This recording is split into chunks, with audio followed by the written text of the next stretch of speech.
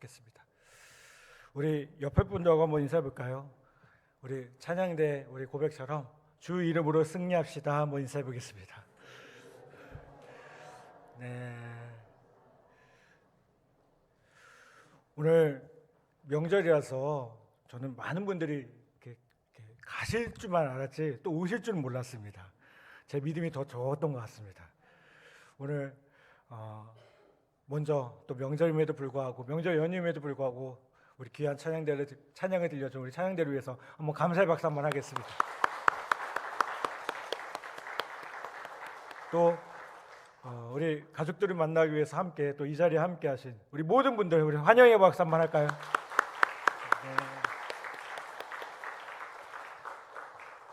감사합니다. 우리 어느 곳에 있든지 주님을 예배하는 이 자리 또 예배하는 그 자리가 하나님께서 기뻐하시는 복된 예배의 자리가 될 줄 분명히 믿습니다. 하나님을 기쁘게 예배하는 우리 모든 성도들 되시기를 주님의 이름으로 간절히 축복합니다.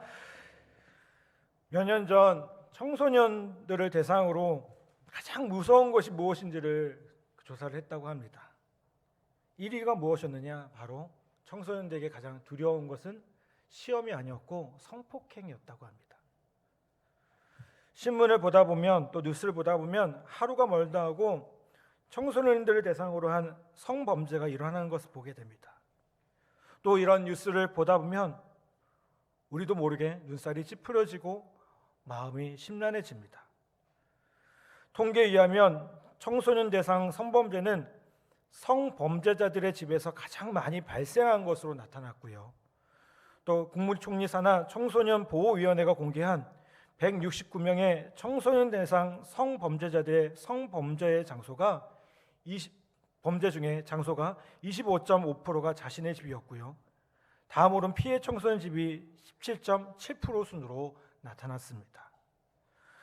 성범죄 피해 연령은 16세부터 18세까지가 약 42%, 13세부터 15세가 27%, 또 초등학생도 31%가 성범죄를 당했고 그 중에는 2세와 3세들의 영아들도 있었습니다. 그들이 평생 당할 고통은 너무나도 가혹합니다. 평생 고통으로 살아야 할 피해자의 인권은요, 이 땅에서는 누구도 해결해 주지 못하는 것을 보게 됩니다. 또한 전 세계적으로 이 세대의 중요한 문제가 되는 질병인 에이즈 감염률은 매해 놀라운 수치로 늘어만 가고 있습니다. 질병과 범죄의 문제뿐만 아닙니다. 우리의 마음 역시 병들어가고 있습니다. 우리의 영혼은 갈 곳을 잃고 방황합니다. 어디든 안전한 장소를 찾아보려고 하지만 어느 곳에도 그런 곳은 없음을 보게 됩니다. 칼라이라는 분은 이런 얘기를 했습니다. 현대인들은 자신의 영혼을 잃었다는 사실조차 모르고 살아가다가 뒤늦게서야 그 사실을 깨닫고는 괴로워한다. 영혼의 상태는 질병과도 같아서 삶의 모든 것을 위협하고 있는 사회의 전반적 문제가 된다. 인간은 사회 속으로 들어가려고 하지만 그 사회가 무서운 독을 가진 나무의 가지고 뿌리이며 꽃이라는 것을 알게 된다. 영혼을 잃어버린 사람들에게는 종교도 신도 없다. 그저 자신이 썩지 않게 하기 위해 방부제를 찾고 있을 뿐이다. 그러나 몸이 썩는 문둥병은 더욱 더 심각해진다. 여러분 어떻습니까? 이 말에 동의가 되시는지 모르겠습니다. 어리를 둘러봐도 이 세상에 안전지대가 보이지 않는 것이 우리의 현실임을 보게 됩니다. 안전지대 없이 살아야만 하는 이 시대 속에 쓰라린 가슴을 안고 살아가는 사람들, 고통 속에서 잠 못 이루며 살아야만 하는 사람들, 밤이 되고 아침이 오는 것이 두려운 사람들, 육신의 아픔으로 차라리 죽기를 소원하는 사람들을 위해 예수님께서 오셔서 말씀하십니다. 마태복음 11장에 뭐라고 말씀하실까요? 수고하고 무거운 짐진 자들아 다 내게로 오라. 내가 너희를 쉬게 하리라. 아멘. 한번 따라서 봅시다. 수고하고 무거운 짐진 자들아 다 내게로 오라. 내가 너희를 쉬게 하리라. 아멘. 예수님께서 이 땅에 오신 목적이 무엇입니까? 바로 우리에게 참된 쉼, 참된 안전지대가 모르는 우리를 위해서 그것을 주시기 위해 이 땅 가운데 오셨다라고 아주 분명하게 말씀하고 있다는 겁니다. 다윗에게는요, 다말이라는 아름답고 사랑스러운 딸이 있었습니다. 그런데 이 다말의 이복 오빠 암논이 다말을 사랑했어요. 암논은 다말을 강제로 추행하고요, 더 이상 돌보지도 않았습니다. 다말의 친오빠인 압살롬은 그 소식을 듣고 참을 수가 없어서 암논을 죽이고 도망가 버립니다. 성경에 보면 압살롬에 대해서 인간적인 칭찬을 많이 합니다. 머리카락부터 시작해서 발끝까지 아름답지 않은 부분이 한 부분도 없었다는 것입니다. 모든 것이 다 사랑스러운 사람이었다고 기록합니다. 그런 압살롬을 다윗이 특히 사랑한 것은 전혀 이상한 일이 아닙니다. 그런데 여러분, 압살롬은 이유가 무엇이든 이복 형제인 암논을 죽이고 도망갑니다. 그 후 아버지의 사랑을 가장 많이 받던 아들인 압살롬은 예루살렘에 다시 돌아와 아버지를 상대로 반란을 일으키게 됩니다. 결국 압살롬은요, 늘 자랑했던 아름다운 자신의 머리카락에 나뭇가지가 걸려 다윗의 부하의 창에 죽고 맙니다. 다윗 가정에 일어난 가장 비극적인 사건임을 보게 돼요. 사랑하는 딸과 아들인 다말, 압살롬, 암논, 이 세 명을 한꺼번에 다윗은 잃게 된 것입니다. 여러분, 다윗은 이스라엘 역사상 가장 뛰어난 왕으로 기록된 사람입니다. 그런데 그의 가정 이야기는 어떻습니까? 너무나도 비참한 이야기가 있어요. 어느 누가 다윗 왕이 이렇게 가슴 아픈 일을 가슴에 담아두고 살아갈 것이라고 상상할 수 있었겠습니까? 자식으로 인해서 이렇게 큰 고통을 당할 것이라고 누가 생각할 수 있겠습니까? 여러분, 그런데 이것이 바로 다윗의 현실적인 모습이었음을 보게 돼요. 여러분, 우리가 가정을 돌보며 우리 가정이 늘 행복하기를 꿈꿉니다. 우리 가정이 정말 주 안에서 복된 가정이 되기를 소망합니다. 아멘을 안 하시네. 그렇죠? 아멘? 저는 우리 성도들의 가정이 주 안에서 복된 가정이 되기를 소망합니다. 주님 안에서 행복한 가정, 주님의 사랑으로 충만한 가정이 되기를 바랍니다. 아멘? 그런데 문제없는 가정 없더라고요. 사람들이 모인 곳이면 늘 문제와 상처가 생기기 마련이고요. 특히 가정은 뭡니까? 경계가 없거든요. 경계가 없는 사람들이 모인 공동체이기 때문에 때로는 말 한마디 하나가 치명적인 상처를 주는 것을 보게 됩니다. 어느 가정에든 문제가 있기 마련입니다. 중요한 것은 그 문제를 어떻게 해결하느냐라는 거예요. 무엇으로 치유할 수 있느냐는 겁니다. 여러분, 다윗은 어떻게 했을까요? 이 문제를요, 하나님께 달려가서 하나님께 부르짖으며 하나님 품 안에서 울었습니다. 하나님이라는 안전지대에서 마음의 고통의 치유를 받았음을 보게 됩니다. 베데스다 연못은 오래된 전설로 유명한 곳이었습니다.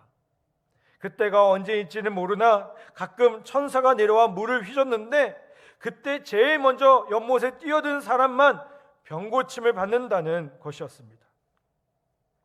그래서 아픈 사람들은요, 멀리서도 이 연못을 찾아 몇 날 며칠을 천사가 내려오기만 고대하며 그 자리를 지켰습니다. 한 중풍병자가요, 그곳을 30여 년이 넘도록 자리를 지키고 있었습니다. 오직 병 고침을 받겠다는 일념으로 자리를 떠나지 않았습니다. 그 연못에는 그 사람보다 병이 중한 사람도 있었고 가벼운 사람도 있었어요. 근데 아마 워낙 유명했기에 자리 싸움도 있었을 것이고요, 텃세 또한 만만치 않았을 겁니다. 그러다가 어느 순간 물이 움직이면 연못을 향해 모두 뛰어갔습니다. 근데 이때 병은 있지만 다리에는 문제가 있는 사람, 곁에 도와주는 사람이 많은 사람이 먼저 물에 들어갈 확률이 높았습니다. 이 중풍병자에게는요, 그런 조건이 없었습니다. 그저 뭐 하고 있었을까요? 기다렸습니다. 희망이 있었다기보다는 어쩔 도리가 없어서 그저 그 자리에 앉아 있었던 것입니다. 그런데 여러분, 그런 그에게 예수님이 다가오십니다. 예수님은 그의 병을 고쳐주심과 동시에 그의 마음의 병도 치유해 주셨습니다. 이 38년 된 중풍병자, 그에게는요, 예수님이라는 안전지대가 생겼던 것입니다. 오늘 말씀에 보면 과부의 이야기가 나옵니다. 이 과부에게는 세상에 하나밖에 없는 아들이 있었습니다. 여러분, 얼마나 귀했겠습니까? 얼마나 사랑스럽겠습니까? 얼마나 소중했겠습니까? 이 과부에게 아들은 뭐였을까요? 희망이었고 인생의 목표였고 자랑이었고요, 살아야 될 이유였습니다. 그런데 어느 날 갑자기 이 아들이 죽는다면 어떻겠습니까? 아니, 죽었습니다. 그렇죠? 얼마나 막막했습니까? 막막했겠습니까? 살아야 할 이유가 없어졌습니다. 이제 아무런 희망도 없어졌습니다. 그런 과부를 보시고 예수님은 장래 행렬을 멈추게 하십니다. 그리고 놀라운 사람을 제치고 나오셔서 관 위에 손을 얹으셨습니다. 여러분, 그 시대에는요, 죽은 사람의 몸은 부정한 것으로 여겨서 절대로 손을 대서는 안 되는 관습이 있었습니다. 그런데 예수님은요, 그 모든 상황을 무시하고 관 위에 손을 얹으셨습니다. 왜 그러셨을까요? 예수님은 이 과부의 슬픔, 과부의 마음에 동참하기를 원하셨던 겁니다. 근데 어떻게 하는 것이 동참하는 것입니까? 예수님은 과부를, 이 여인의 존재 자체를 사랑하셨고 그 슬픔에 동참하기 위해 관 위에 손을 얹으시는 방법을 선택하신 겁니다. 그때 이 과부의 마음도 열려지죠. 과부에게 예수님이 필요했습니다. 예수님은 슬퍼하는 과부에게 말씀합니다. 울지 말라. 여러분, 슬퍼하는 일은 물론 필요합니다. 그런데 항상 슬퍼하기만 한다면 새로운 기적을 만들어낼 수가 없어요. 이제는 기적이 일어나기를 소망할 때입니다. 이제는 예수님의 음성을 들을 때이며 새로운 역사가 일어날 때이라는 겁니다. 그리고 예수님이 말씀하시죠. 아이야, 내가 너에게 말한다. 일어나라. 그리고 그 과부에게 평생 잊지 못할 기적이 일어납니다. 어떤 기적이 일어났을까요? 과부의 아들이 관 속에서 살아서 걸어 나온 겁니다. 여러분, 과부는 예수님을 알지 못했던 사람이었습니다. 예수님을 아는 것 자체가 중요한 것이 아닙니다. 여러분, 세상의 모든 사람에게 예수님은 필요한 분입니다.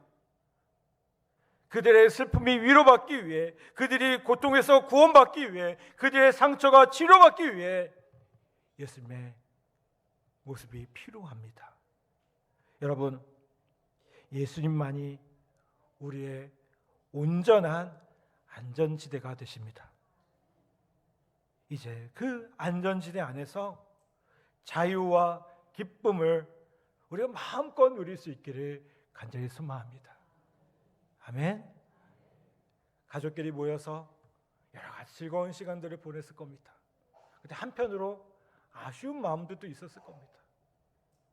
여러분, 그 마음이 어떤 마음이든 간에 오늘 함께 모여 예배하며 오늘 이 시간 주님 안에서 참된 안전지대를 누릴 수 있는, 참된 은혜를 누릴 수 있는 우리 모두가 되기를 간절히 바랍니다. 이스라엘 역사 박물관에 보면 6개의 촛불이 켜져 있고요. 그 옆에 비누 3개가 놓여 있다고 합니다. 6개의 촛불은 히틀러에게 희생당한 600만 명의 유대인들을 의미합니다. 3개의 비누는요, 가스실에서 죽은 유대인 몸에서 뽑아낸 지방으로 만든 비누입니다. 그 촛불과 비누를 본 사람이면 누구나 다 악랄한 독재자 히틀러를 저주합니다. 어린 시절 히틀러는요, 아버지에게 상습적으로 매를 맞고 자랐다고 합니다. 늘 폭력적인 아버지 밑에서 자란 히틀러는 계속해서 쌓이는 분노를 풀지 못한 채 그 분노를 끌어안고 자랍니다. 히틀러의 아버지는 유대인 지주의 사생아였고요, 그로 인해서 제대로 대접을 받지 못했습니다. 아버지의 분노가 아들을 향해 폭발된 것입니다. 히틀러의 마음속에는 어떤 마음이 있었을까요? 점점 이 유대인에 대한 편견과 분노가 커져왔고요, 그런 억압된 분노가 유대인 학살이라는 엄청난 폭력성으로 나타났다는 겁니다. 여러분, 그런데 누군가가 어린 시절 상처 입은 그 히틀러를 품어 안아줬다면 그의 인생이 어떻게 됐을까요? 아마 그의 인생이 달라졌을 겁니다. 오히려 그가 당한 상처를 통해 다른 사람들의 상처를 품어주는 깊은 이해를 배웠을 것입니다. 여러분, 우리는 상처 입은 우리의 모습을 바라봅니다. 또 우리 주변에 상처 입은 모습들이 있습니다. 그런데 이 상처는요, 품어 안아줘야 됩니다. 가족이라는 공동체에서, 교회라는 공동체에서, 또 우리가 만나는 그 사람에게 주님의 사랑으로 품으셔야 됩니다. 예수님은 가늠한 여인조차 않으셨습니다. 사람들이 모두 외면하고 돌로 쳐 죽이려고 끌고 온 여인에게 따뜻한 말 한마디로 다가가셨습니다. 그 여인의 상처는요, 예수님의 말 한마디로 치유되기 시작했습니다. 또 남편이 5이나 있었던 사마리아 여인은 어떻습니까? 그녀가 늘 느꼈던 상처의 근원은요, 외로움이었습니다. 남편이 5이나 있었지만 그녀를 진정으로 사랑하는 사람은 단 한 명도 없었습니다. 그녀의 삶은요, 본질적으로 목마른 삶이었습니다.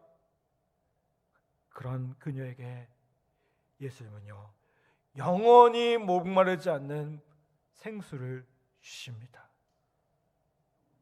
이제 그녀는 더 이상 외롭지 않아요. 왜요? 예수님께서 영원히 목마르지 않는 생수로 적셔주셨고 그녀를 안아주셨기 때문입니다. 여러분, 우리를 안아주시는 예수님처럼 이제 우리도 다른 사람들을 안아줘야 될 줄 믿습니다. 미국의 소설가인 이디스 워튼이라는 사람이 이런 얘기를 했어요. 빛을 퍼뜨릴 수 있는 2가지 방법이 있대요. 뭘 것 같으세요? 하나는 촛불이 되거나 또는 그것을 비추는 거울이 되어야 된다라고 얘기해요. 여러분, 하나님은 우리가 이 땅의 빛과 소금이라고 말씀합니다. 아멘. 한번 따라서 봅시다. 우리가 세상의 빛과 소금입니다. 아멘. 여러분, 주위에 힘들어하는 사람들이 있습니까? 어둠으로 가득한 그 모습들이 보이십니까? 그의 삶 속에 들어가십시오. 그 어둠을 외면하지 마십시오. 품어주십시오. 그저 촛불이 되거나 거울이 되어서 그 빛을 비춰주십시오. 내 안에 예수로 인한 놀라운 생명, 예수로 인한 놀라운 그 빛, 세상의 빛으로 오신 그 예수의 놀라운 은혜들을 마음껏 나눌 수 있는 우리 모두 되기를 간절히 바랍니다. 여러분, 그것이 우리가 할 수 있는 최선의 치유의 방법입니다. 여러분, 우리가 그들에게 무엇을 해줄 수 있겠습니까? 우리가 무언가를 해줄 때 제일 좋은 걸 해줘야 되지 않겠습니까? 뭐가 제일 좋겠습니까? 저는 예수의 그 마음, 그 사랑을 함께 나눠주는 것이라고 저는 분명히 믿습니다. 아멘.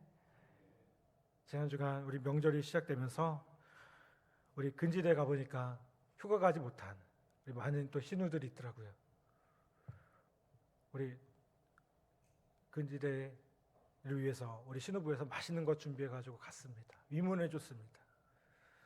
저도 그냥 그렇게만 하고 나오려고 하다가 좀 그런 거예요.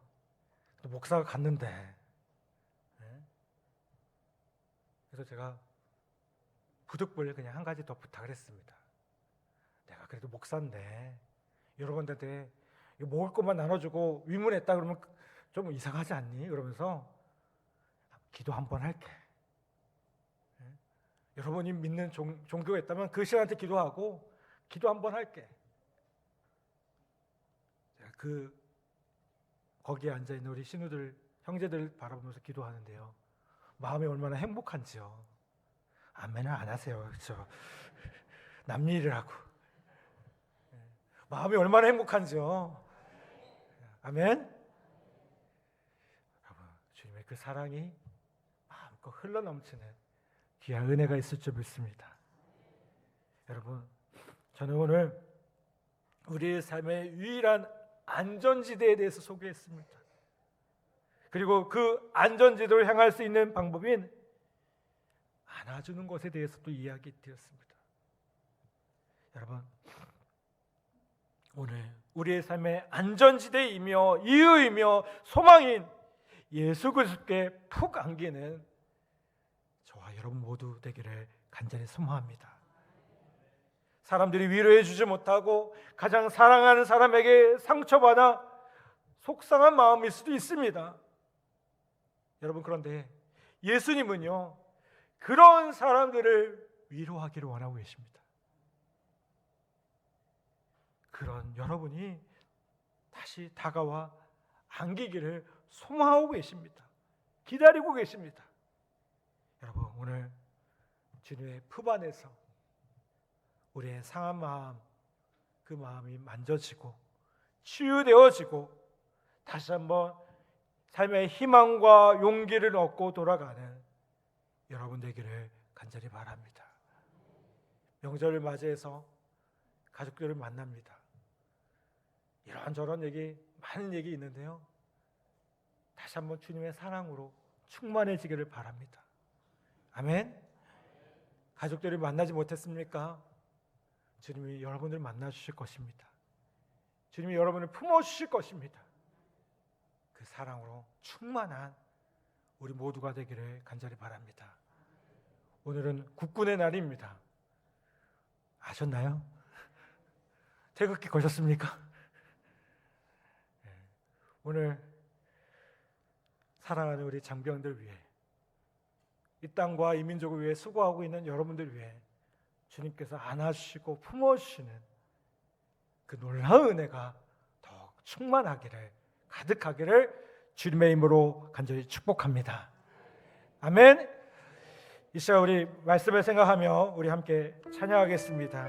내 영혼은 안전합니다. 우리 같이 찬양했으면 좋겠습니다.